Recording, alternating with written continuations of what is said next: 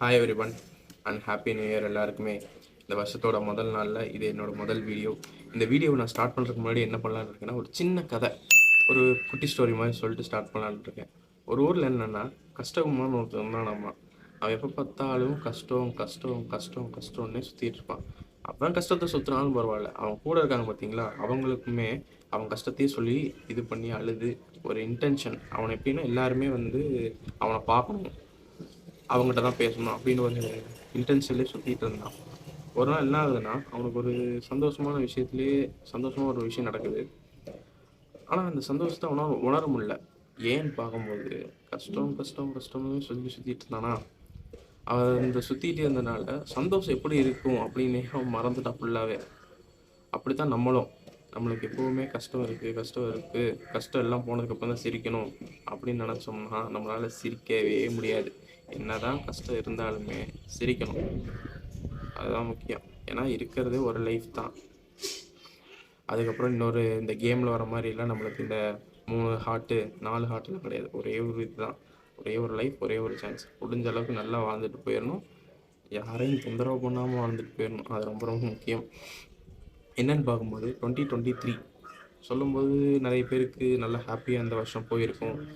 ஒரு சிலருக்கு ஏன்டா இந்த வருஷம் வந்துச்சு அப்படின்னு தோணும். எனக்கு எப்படின்னா, இந்த வருஷம் நல்லாவும் போச்சு, சொதப்பலாகவும் போச்சு. 50-50 பேலன்ஸ்.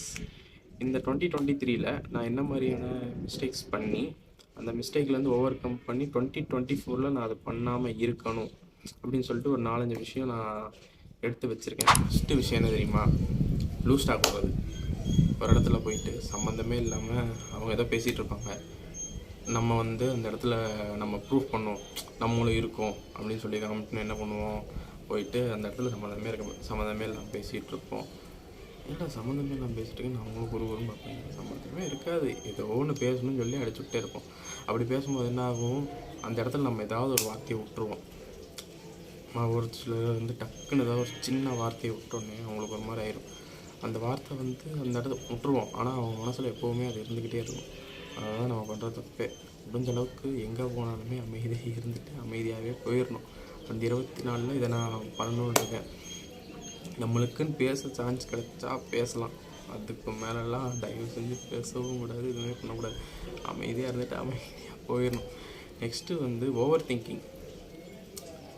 ஐயோ இப்படி இருந்தால் என்ன பண்ணுவோம், ஓ அவங்க என்ன நினைப்பாங்க, இவங்க என்ன நினைப்பாங்க, சே இன்றைக்கி இது பண்ணாமல் இருந்திருக்கலாமே, சே இவங்கள்ட்ட போய் இப்படி பண்ணிட்டோமே அப்படின்லாம் நினச்சிட்டு உட்காந்துக்கிட்டே இருப்பேன். எல்லாருமே எதுக்கு அந்த ஓவர் திங்கிங்? எல்லாருமே எனக்கு இப்போ 1008 விஷயம் இருக்கும். அதில் நான் அவங்கள ஒரு நிமிஷம் தான் நினைப்பேன். ஒரு நிமிஷம், ஒரு 2 நிமிஷம், அவ்வளோதான். 1008 விஷயத்தில் நீங்கள் ஒரே ஒரு விஷயந்தான். அந்த ஒரு விஷயத்துக்காக நீங்கள் என்ன நினைப்பீங்க, அவங்க என்ன நினைப்பா அப்படின்னு சொல்லிட்டு அதை வச்சுக்கிட்டு உட்காந்துட்டு வந்தோம்னு வச்சுக்கோங்களேன், அப்படியே ஸ்டக்காகி அங்கேயே தான் நிற்போம். மூவ் ஆக முடியாது, எதுவுமே பண்ண முடியாது. இந்த விஷயம் எனக்கே சொல்கிறதுக்கு ஒரு மாதிரி இருக்குது. ஏன்னா அது சொல்கிற அளவுக்கு நான் ஒரு டிசர்வான பர்சன் இல்லை, அதுக்கு ஒரு தகுதியான ஆளும் நான் கிடையாது. என்னன்னு பார்த்தீங்கன்னா, உண்மையாக இருக்கிறது அது இந்த ஜென்ரேஷனில் ரொம்ப ரொம்ப கஷ்டம். அப்படி உங்களுக்கு யாராவது உண்மையாக இருந்தாங்கன்னு வச்சுக்கோங்களேன், தயவு செஞ்சு சொல்கிறேன், அவங்களுக்கு ஒரு கோடி கும்பிடு போட்டு அவங்களோட இருக்க பாருங்கள். அப்படி அந்த உண்மையான பர்சனை நீங்கள் ஏதாவது கஷ்டப்படுத்திட்டோ இல்லை அவங்க மனசை புண்படுத்துகிற மாதிரி பண்ணிட்டீங்கன்னு வச்சுக்கோங்களேன், ஒரு டைம் நம்மளை விட்டு அது போயிட்டாங்கன்னா, ஒரு பொருள் நம்மளை விட்டு போயிடுச்சுன்னு வச்சுக்கோங்களேன், திரும்பி வரதெல்லாம் ரொம்ப அதிசயம். இந்த செகண்ட் சான்ஸ் நிறைய பேருக்கு கிடைக்காது. ஸோ இருக்கும்போதே அவங்கள பொக்கிஷமாக பார்த்துக்கோங்க. அப்படி பார்க்காம நிறைய பேர் இப்போ அதெல்லாம் விட்டுட்டு எதுவுமே இல்லாமல் சுற்றிட்டுருக்காங்க. இன்னொரு விஷயம் என்னென்னு தெரியுமா, நம்மள்கிட்ட ஒரு பொருள் இருக்குது, நம்மள்கிட்ட அது சேஃப்டியாக இருக்கிறத விட இன்னொருத்தவங்கள்ட்ட அது பத்திரமா இருக்கும்போது அது நம்ம அக்செப்ட் பண்ணிட்டு போயிடணும். என்ன மனசங்கட்டமாக தான் இருக்கும், இல்லைன்னா சொல்லவே மாட்டேன். இருந்தாலுமே நம்ம மனசு சங்கட்டமாக இருக்குது அப்படின்னு சொல்லிட்டு திரும்பி போய் அவங்க மனசு சங்கட்டமே படுத்தக்கூடாது. ஸோ லெட் ஃப்ரீ அண்ட் கோ அப்படின்னு சொல்லிட்டு நம்ம மூவ் ஆன் ஆகிட்டு போயிட்டே இருக்கணும். முடிஞ்ச அளவுக்கு இந்த வருஷமாவது அந்த ஒரு பெரிய விஷயத்தை, அந்த உண்மையாக இருக்கவங்கிறத ஃபாலோ பண்ணணும். ரொம்ப கஷ்டம்தான், எல்லாருக்குமே அது கஷ்டம்தான். ஆனால் ஃபாலோ பண்ணி தான் ஆகணும். இது ரொம்ப ரொம்ப இப்போ எல்லாருமே அது ட்ரெண்ட் ஆக்கி விட்டாங்க.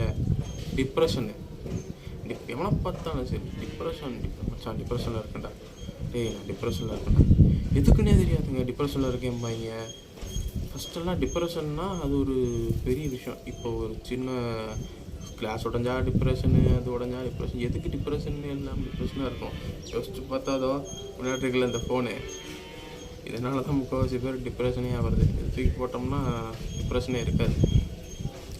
அதுக்கப்புறம் என்னன்னா சந்தேகப்படுறது, எதுக்கு எடுத்தாலும் சந்தேகப்படுறது. ஒரு இடத்துல நம்ம வந்து ஒரு எப்படி சொல்லலாம், ஃப்ரெண்ட்ஸ் சர்க்கிளாகவும் இருக்கலாம், ரிலேஷன்ஷிப்பாக இருக்கலாம், அவங்க மேலே ஒன்ஸ் நம்ம ட்ரஸ்ட் வச்சுட்டோம்னா அந்த ட்ரஸ்ட் எப்போவுமே இருக்கணும். ஒரு வேளை அவங்க நம்மளுக்கு அப்படி இல்லையோ, உண்மையாக இல்லையோ, ஃபேக்காக இருக்காங்களோ, இந்த ஃபேக்குங்கிறது இப்போ நிறைய இடத்துல இருக்குது. வேர்ல்டே ஃபேக்கு, உண்மையாகவும் இருக்காங்க, எல்லாருமே உண்மையாக இருக்காங்க, நிறைய பேர் உண்மையாக இருக்கிறவங்களும் இருக்காங்க. அதை நம்ம புரிஞ்சுக்கிறது இல்லை. அடுத்தவங்க பேசுகிறத கேட்டுட்டு அவங்கள பற்றி நம்மளுக்கு தெரியும், ஆனால் மற்றவங்களுக்கு தெரியாது. ஆனால் அதை நம்ம புரிஞ்சுக்காம, ஓ இப்படி இருக்குமோ, ஒரு வேளை நம்மளை இப்படி தான் ஏமாற்றிட்டு இருக்காங்களோ அப்படின்னு நினச்சிட்டுலாம் சுற்றிட்டு இருந்தோம்னா வேலைக்கே ஆகாது. முடிஞ்ச அளவுக்கு செல்ஃப் ரெஸ்பெக்ட் கொடுங்க. அப்புறம் நம்மளோட ட்ரீம் பேஷனை என்றைக்குமே நம்ம விடவே கூடாது. எதுக்காக இங்கே வந்தோம், ஒரு எல்லாருமே சின்ன வயசில் ஒரு ட்ரீம்னு சொல்லி வச்சுருப்போம். எனக்கு வந்து ஒரு ட்ரீம் இருந்தது. எப்படின்னா, நான் வந்து ஒரு நல்ல ஒரு இடத்துல பொசிஷனில் இருக்கணும். அதுக்கப்புறம் வந்துட்டு எப்படின்னா, சின்ன வயசில் ஆசைப்பட்டதுன்னா ஒரு ஹீரோவாக இருக்கணும் அப்படின்னு தான் ஆசைப்பட்டேன். எல்லாருமே அப்படி தான் ஆசைப்பட்டோம், நம்ம ஹீரோவாக இருக்கணும்டா, வேறு லெவலில் இருக்கணும்டா அப்படின்னு ஆசைப்பட்டோம். இப்போ யார்கிட்டயா நம்ம போய் கேட்கணும்னா, ஏதோ வேலை கிடச்சி செட்டில் ஆனால் போதும்பா, கடன் இல்லாமல் அப்படின்ட்டு இருக்குது. எல்லாருமே இப்போ இஎம்ஐயில் தான் ஓடிட்டுருக்கு லைஃபே. ஓகே, வீடியோட கடைசிக்கு வந்துட்டேன். என்னோடய பர்சனலில் இதெல்லாம் நடந்திருக்கு. கொஞ்சம் யோசிச்சு பேசியிருப்பேன், ஏன்னா வந்து பண்ண மிஸ்டேக்ஸ் அப்படி இருக்குது, நிறையா இருக்குது. கடைசியாக இந்த வீடியோ முடியும் போது என்ன சொல்கிறோம்னா, நம்ம தளபதி சொல்கிற மாதிரி தான். ஏன்னா அவர் பாடின பாட்டு எல்லாருக்குமே தெரியும், நான் அதை பாட முடியாது, என்னென்னா காப்பிரைட்ஸ் போட்டு விட்டுருவாங்க. அதனால் அவர் சொன்ன டைலாக் மட்டும் சொல்லிக்கிறேன். அடுத்த நிமிஷம் நிச்சயம் இல்லாத வாழ்க்கை, முடிஞ்ச அளவுக்கு ஹாப்பியாகவும் அடுத்தவங்களை கஷ்டப்படுத்தாமையும் நம்மளால் சந்தோஷத்தை கொடுக்கணும், சங்கடத்தை கொடுக்காமல் இருக்கணும் அப்படின்னு சொல்லிட்டு இந்த வீடியோவை முடிச்சுக்கிறேன். இந்த மாதிரி அடுத்தடுத்த வீடியோவில் நான் உங்களை சந்திக்கிறேன். Bye and once again happy new year. Bye.